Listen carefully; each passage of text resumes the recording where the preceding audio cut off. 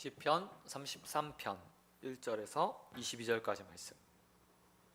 다 찾은 줄 알고 한 절씩 교독하겠습니다. 너희 의인들아 여호와를 즐거워하라. 찬송은 정직한 자들이 마땅히 할 바로다.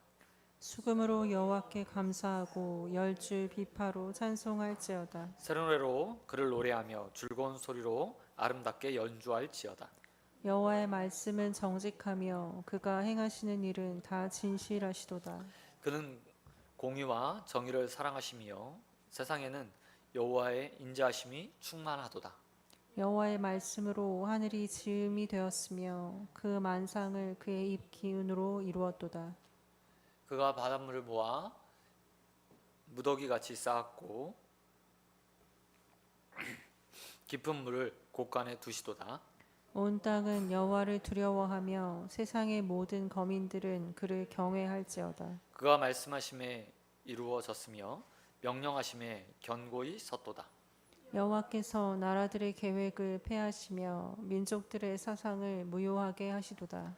여호와의 계획은 영원히 서고 그의 생각은 대대에 이르리로다.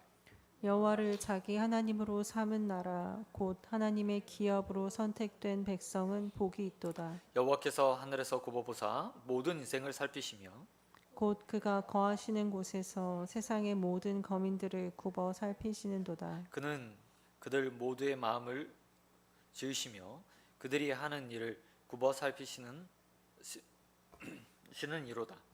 많은 군대로 구원 얻은 왕이 없으며 용사가 힘이 세어도 스스로 구원하지 못하는도다. 구원하는 데에는 군마를 헛되며 군대가 많다 하여도 능히 구하지 못하는도다. 여호와는 그를 경외하는 자 곧 그의 인자하심을 바라는 자를 살피사 그들의 영혼을 사망에서 건지시며 그들의 굶주린 때 그들을 살리시리로다. 우리 영혼이 여호와를 바라며 그는 우리의 도움과 방패시로다. 우리 마음이 그를 즐거워하며 우리가 그의 성호를 의지하였기 때문이로다.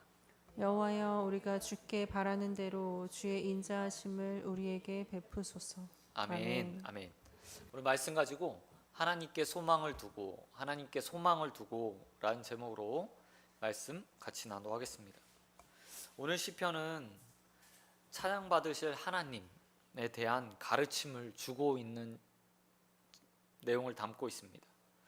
1절에서 시인이 말하는 것처럼 시인이 많은 사람들 향해서 여호와 하나님을 찬양하라, 의인들아 그것을 여호와 하나님이 찬양하는 것을 즐거워하라 라고 말하면서 찬양받기에 합당하신 하나님에 대한 이야기로 시작하고 있습니다. 그리고 어떻게 찬양해야 되는지에 대해서 2절부터 3절까지 그 찬양의 방법과 방식에 대해서 이야기합니다. 수금과 비파, 새노래, 그리고 연주라는 말들을 통해서 하나님을 찬양하는 모습에 대한 기록들을 우리에게 남겨주고 있습니다. 이런 시인의 말을 보면 하나님을 찬양하는 방식에 있어서 정말 다양한 방식들이 사용될 수 있다는 것을 볼 수 있고요. 악기의 사용이나 새로운 노래, 그리고 아름다운 연주, 다양한 방식이 허용되고 있음을 또한 볼 수 있습니다. 뿐만 아니라 찬양해야 되는 그 내용도 본문에서 우리에게 들려주고 있습니다.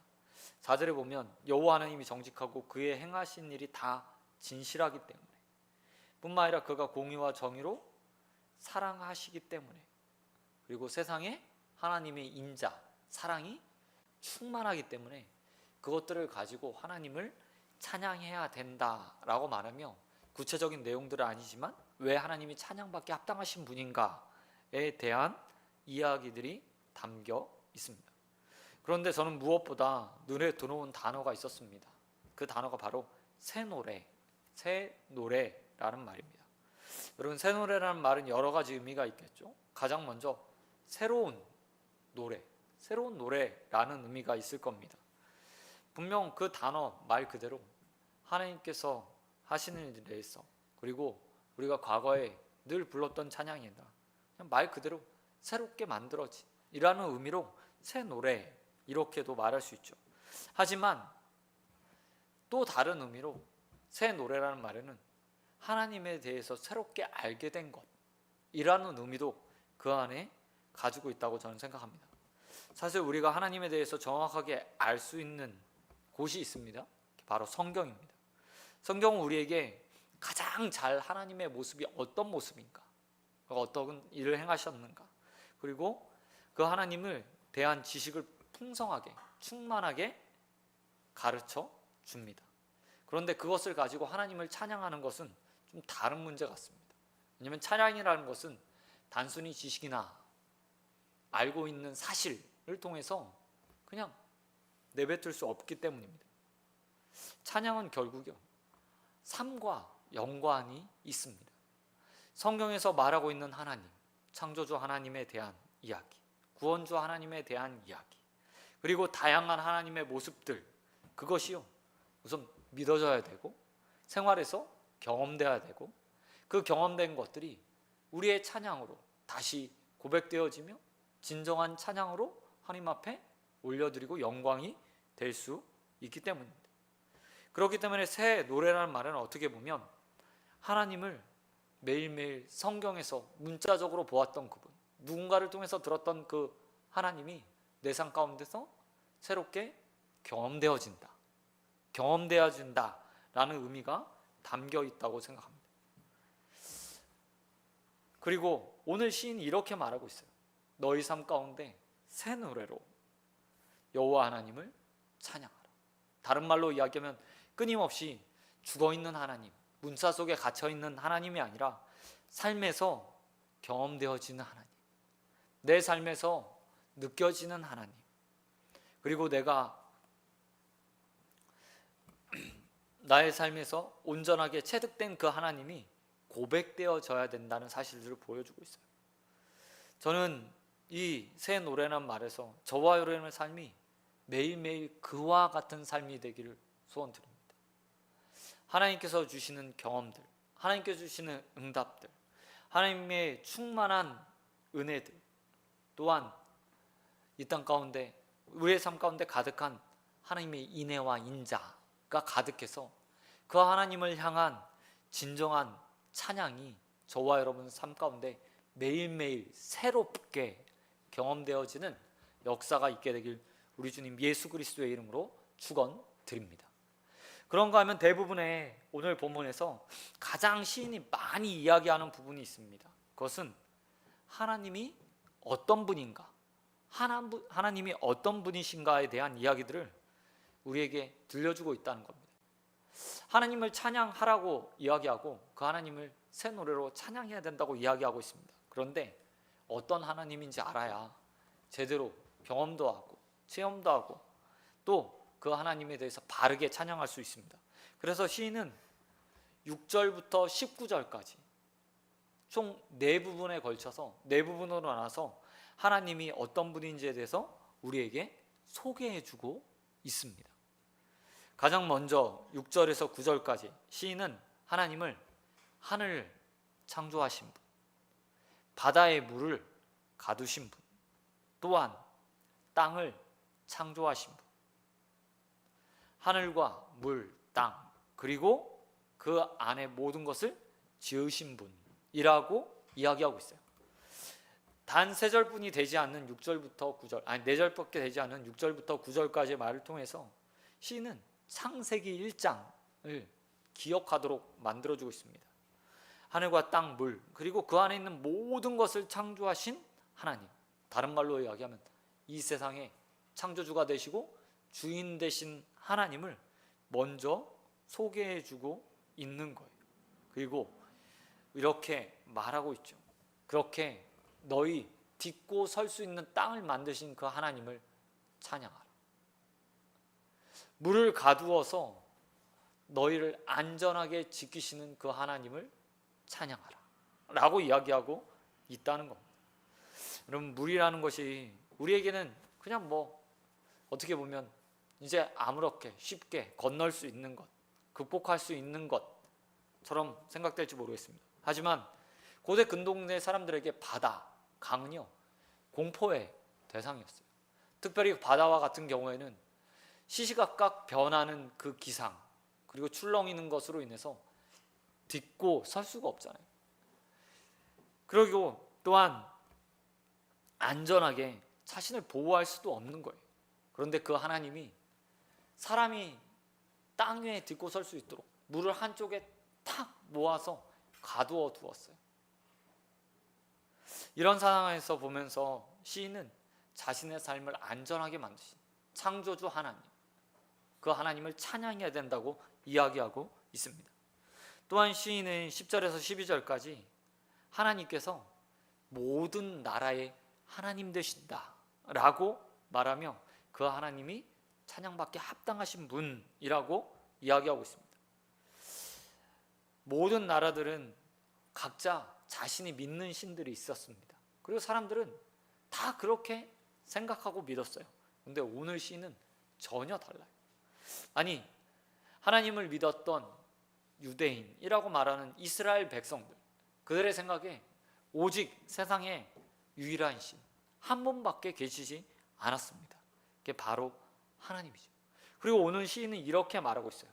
모든 나라가 자신을 계획한다. 그러나 그 계획을 폐할 수도 있는 분, 폐하는 분이 하나님이고 또 이루시는 분도 하나님이다 라고 이야기하고 있다는 겁니다. 10절에서 시인이 말하죠. 여호와께서 나라들의 계획을 폐하시며 민족들의 사상, 생각들을 아무것도 아니게 만들 수 있다. 무효화시킬 수 있다. 꾀하는 모든 것들을 다 무력화시킬 수 있다 라고 말씀하시면서 하나님이 얼마나 큰 힘을 가지고 있는가, 나라 위에서, 민족 위에서 그들을 다스리고 있다는 사실들을 보여주고 있어요. 시인의 이런 말을 보면서 하나님의 무소불위의 권력을 행사하는 것처럼 보일지 모르겠습니다. 그런데 여기서 더 나아가서 시인이 고백하고 있는 또 한 가지 중요한 사실이 있어요. 그것은 하나님이 그냥 직접 세상을 다스리는 것이 아니라 그 가운데 12절에 보니까 선택된 백성, 선택된 자들을 통해서 그 세상을 통치하시며 위탁해 주신다 라고 말하고 있다는 거예요. 여러분, 이 시인의 고백을 들으면 그 선택받은 자의 권위 그리고 그 복이 얼마나 큰지에 대해서 우리는 상상해 보게 됩니다. 사실 하나님께서는 세상을 창조하시고 아담과 하와를 만드신 이후에 그들에게 이 세상을 위탁, 통치, 다스리도록, 정복하도록, 경영하도록 만들어 주셨습니다. 그리고 오늘 시인이 그때의 상황 그대로를 또 고백하고 있는 거예요. 하나님이 분명 나라 위에 있고 민족 위에 있고 그들의 생각 위에 계신데 하나님이 직접 그저 무소불위 마음대로 통치하는 것이 아니라 위탁받은 자들이 있다. 하나님의 선택받은 자들이 이 세상을 주도해가고 이끌어가고 또 다스리는 삶을 받았다라고 말하고 있다는 거죠. 그리고 그 사명이 누구에게 주어진 겁니까? 바로 우리 그리스도인들에게, 하나님의 백성들에게, 하나님을 믿는 자들에게 주어졌다는 사실을 보여주고 있어요. 그리고 시인이 이렇게 말하죠. 그 하나님을 찬양하라. 하찮은 인생인 우리에게 이 세상을 경영할 수 있도록, 또한 민족과 나라들을 다스릴 수 있도록 하신 그 하나님, 이끌어갈 수 있는 하나님, 이끌어가시게 하는 하나님을 찬양하라고 이야기하고 있습니다. 여러분, 우리 이 모습이 하찮아 보일지 모르겠습니다. 그러나 하나님이 그렇게 말씀하시지 않으세요. 내가 너에게 세상을 위탁했다, 맡겼다, 다스릴 수 있도록 하였다. 이 사실들을 믿고 하나님께서 주신 귀한 사명들, 보내신 곳에서 또 맡겨주신 곳에서 잘 감당하는 저와 여러분 되시길 우리 주님 예수 그리스도의 이름으로 축원드립니다. 그런가 하면 세 번째로 시인은 13절에서 15절에서 그 하나님이 하나님을 향해서 모든 인생이 하나님이라고 말하고 있습니다. 앞에서는 선택받은 민족, 나라, 백성, 그들이 다스린다라고 이야기했는데 하나님이 그렇게 선택하는 자들, 특별하게 생각하는 자들도 있지만 13절 이하에서 계속해서 반복적으로 모든 자들의 하나님, 모든 자들을 굽어 살피시는 분이라고 말하며 하나님의 사랑이 모든 인생에게 흐르고 있다는 사실을 보여주고 있는 거예요. 그리고 그 사랑이 어디서 나타납니까? 예수 그리스도를 통해서 온전하게 나타나게 돼요. 시인은 하나님에 대해서 가르치면서 하나님이 그렇게 인생들을 사랑하신다, 모든 인생을 사랑하신다라고 보여주고 있어요. 그리고 앞에 하나님의 백성, 선택받아서 세상을 다스리는 자들에게 하나님의 마음과 동일한 마음을 가질 것을 요청하고 또 그 마음을 가져야 되는 사실을 보여주고 있는 거예요. 얼마나 많은 사람들이 모든 인생을 사랑하시는 하나님, 그 하나님의 마음들을 헤아리지 못하는지 몰라요. 어떤 집단들은 자신이 우월하고 생각합니다. 어떤 민족들은 자신만이 특별한 돌보심 가운데 있다고 생각해요. 근데 하나님은 오늘 이렇게 말하고 있어요. 아니, 나는 모든 인생을 굽어 살핀다. 여러분, 그 하나님이 계셨기 때문에 저와 여러분이 이 자리에 있는 거죠. 죄인이었던 우리, 사도 바울의 표현으로 하면 이방인이었던 우리가 하나님의 굽어 살핌, 모든 인생을 사랑하셨던 그 하나님의 굽어 살핌에 의해서 이제 하나님의 백성이 되었고, 과거와 달리 선택받은 자로 또 하나님의 권세, 자녀의 권세를 가지고 살아가고 있게 되었습니다. 그 사실들을 믿고 여러분 하나님의 마음을 품는 저와 여러분 되시길 소원합니다. 모든 인생들을 하나님처럼 굽어 살피는 일에 또 그들의 영혼들을 살피는 데 쓰임받는 자들이 되길 우리 주님 예수 그리스도의 이름으로 축원드립니다. 그러면 마지막으로 시인은 네 번째로 하나님의 또 다른 모습을 16절에서 19절까지 해서 보여주고 있어요. 시인이 16절에서 이렇게 말하고 있습니다. 천군, 만마, 많은 군사들이 있어도 자신을 스스로 구원할 수 있는 자가 없다. 때로는 많은 군대가 있어도 내 자신 구원하지 못할 수도 있다 라고 말하고 해요. 뿐만 아니라 이 전쟁의 위협이 정말 그냥 극한 전쟁을 얘기도 하기도 하지만 영적 사단의 권세 안에서 구원하는 것도 의미할 수 있겠죠. 이런 구원의 문제들에 대해서 시인이 이렇게 말하고 있어요. 하나님은 그것이 가능하신 하나님. 수많은 군대들이 구원하지 못하는, 많은 군인들이 구원하지 못하는 일도 행하실 수 있는 분이라고 이야기하고 있다는 겁니다. 뿐만 아니라 영적 사망에서의 구원도 이야기하고 있죠. 19절에 보니까 이렇게 말해요. 그들의 영혼을 사망에서 건지시며. 앞부분의 군대에 관한 이야기가 육적인 일, 육의 죽음에서 구원이었다면 오늘 19절 처음에는 영혼의 사망에서 우리를 건지신다 라고 표현하고 있어요. 여기서 그칩니까? 아니요. 이어지는 말에는 이렇게 표현하고 있습니다. 그들이 굶주릴 때라고 말하며 지금 표현으로 하면 경제적 상황에서도 구원하실 수 있는 분. 다른 말로 얘기하면 육의 문제, 영의 문제, 또 재물의 문제, 경제적 문제, 모든 부분에서 우리를 구원하실 수 있는 하나님이라고 이야기하고 있다는 거예요. 그리고 그 하나님을 찬양하라고 이야기하죠. 문제는 이렇게 말하고 있는 그 하나님의 속성도 그리고 하나님의 모습들, 그 하나님을 우리가 삶에서 경험하지 못한다면 결코 하나님을 찬양할 수 없다는 겁니다. 이해가 되지 않거든요. 남들은 구원받았다는데, 경제적 문제를 해결받았다는데, 병의 문제를 해결받았다고 하는데 내가 경험하지 않으면 그 하나님이 온전하게 체험되어지고 고백되어지지 않는 거예요. 그래서 시인은 20절 이하에 하나님을 소개한 후에 또 다시 이렇게 이야기하고 있어요. 여호와 하나님, 그 하나님을 바래라. 그는 우리의 도움과 방패시다. 또한 그를 즐거워해라. 그를 의지해라. 여호와 하나님을 바라라. 그러면 주의 인자하심을 경험할 수 있다 라고 이야기합니다.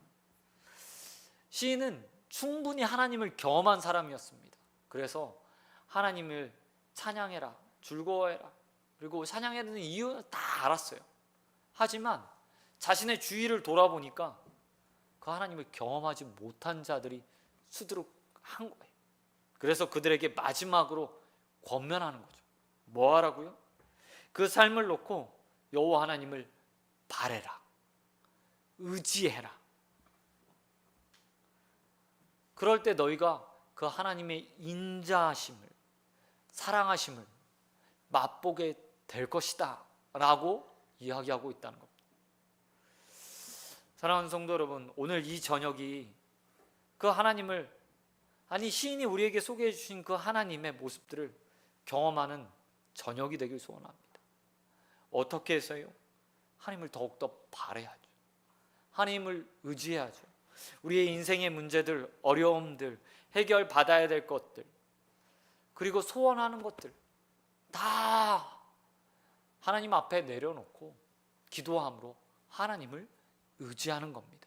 그리고 시인이 말하는 것처럼 그렇게 하나님을 바랄 때 하나님께서 인자하심을 베풀어 주실 것을 믿고 기도함으로 하나님께서 주시는 은혜를 누리는 저와 여러분 되시길 우리 주님 예수 그리스도의 이름으로 축원드립니다. 말씀 맺도록 하겠습니다. 이건 누가 참 하나님을 경험할까요? 그것은 하나님께 소망을 두는 자입니다. 오늘 시인의 표현대로 말하면 하나님을 바라는 자죠. 도움 주시는 하나님, 인생의 방패이신 하나님을 바라보는 겁니다. 그 하나님의 일하심을 바람하는 겁니다. 또한 그 인생의 모든 문제를 가지고 하나님의 이름을 의지해 하나님 앞에 나오는 자들, 그 자들이 하나님께서 주시는 인애, 사랑, 구원의 은혜들을 다 얻을 수 있게 되는 겁니다. 여러분, 우리의 문제로 해결되지 못할, 군마로, 힘으로, 권세로 해결되지 못할 그 문제도 시인은 하나님이 해결해 줄 수 있다고 이야기합니다. 영적인 문제에서 우리를 건져내 줄 수 있다고 말합니다. 육적인 경제적 문제에서도 또한 우리를 굶지 않게 해주실 분도 하나님이라고 말하고 있습니다. 하나님 앞에 불가능은 없습니다. 모든 것들이 가능해요. 왜요? 이 세상의 주인이 하나님이시고 나라로 세우고 패하게 하고 그들의 모든 생각도 꺾으시는 분이 하나님이시기 때문입니다. 그 하나님은 또한 자신을 찾는 모든 자들, 인생을 굽어 살펴 채워주시고 회복시키시기 원하시는 분이에요.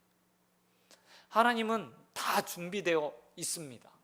언제든지 자신의 백성이 자신 앞에 나와 자신을 의지할 때 모든 것들을 채워주실 준비가 되어 계신 분입니다. 오늘 그 하나님 앞에 우리의 삶을 맡겨드리기 원합니다.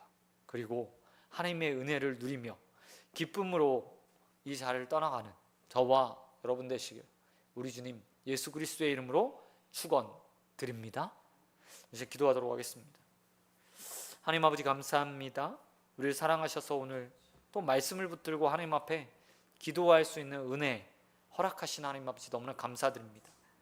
이 세상의 주인이시고 이 나라를, 이 세상을 다스리시는 그 하나님, 또한 우리에게 이 땅을 맡겨주신 그 하나님께 나와 하나님 구원을 간구하고 또 우리의 영적인 문제, 육적인 문제들 다 내어놓고 하나님을 의지하려고 합니다. 오늘 이 기도하는 자리에서 하나님의 은혜를 경험하게 하여 주시옵시고 하나님을 의지하는 자에게 주시는 도움과 방패 되심과 인내하신 그 하나님의 사랑을 한없이 경험하는 시간 될 수 있도록 은혜 베풀어 주시옵소서. 또한 그 경험이 우리의 새 노래가 되길 원합니다. 온전한 하나님을 향한 아름다운 노래로 다시 영광 돌리기 원하오니 우리의 기도 가운데 응답하여 주시옵시고 새 노래를 허락하여 주시옵소서. 무덤이 싸우며 우리의 삶을 굽어 살피시는 우리 주님 예수 그리스도의 이름으로 기도드립니다. 아멘.